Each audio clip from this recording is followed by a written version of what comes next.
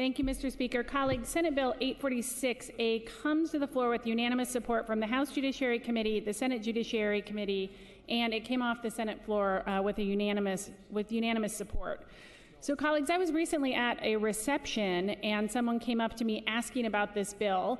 His wife is a middle school teacher, and he said that she was very concerned about us getting this bill passed because of an incident that had happened in her classroom. This teacher was concerned about one of her students. She was concerned he was becoming suicidal, and she called the district to have a mental health evaluation done on this student. When the officials arrived, they shackled the boy in the classroom to remove him from the classroom to take him to his appointment with his mental health provider. The child had done nothing wrong. He had not acted out. He had not been disruptive. He was not a threat to the classroom, and the teacher was just worried about him. That's why she made the call. But colleagues, unfortunately, stories like these are all too common in Oregon. According to the best estimates, at least 100,000 children are shackled nationwide every year. This bill seeks to rectify that situation by prohibiting the use of physical restraints on youth in juvenile court proceedings and while being transported by the Department of Human Services or the Oregon Health Authority. It also specifies that restraints may not be used for punishment, convenience, or as a substitute for staff supervision. Across the country, this is becoming the new standard practice in line with the practice for adults.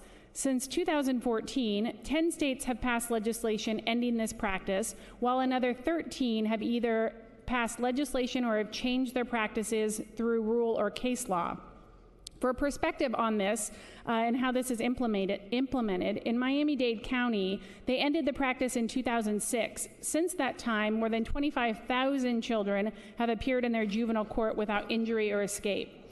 In Albuquerque, they've limited shackling for 12 years with no escapes and only 3 incidents of children even acting out. In New Orleans, after shackling reform, even with budget cuts that reduce the number of security officers, they've had more than 4,000 juveniles go through their court system without a single incident. There are even a number of counties in Oregon who have done away with this practice, including Jackson County and Lane County, and there have been no incidents. Research shows that there is no safety benefit to this practice, and it actually can cause long-term damage for juveniles. This includes a higher rate of recidivism and the potential for negative developmental effects. Children who are shackled are less likely to be compliant during hearings. In instances where there truly is a necessity for the child to be shackled, this bill does allow for the exception when the court finds that they are an immediate and serious risk or of danger or their disruptive behavior where there's no less restrictive alternative available.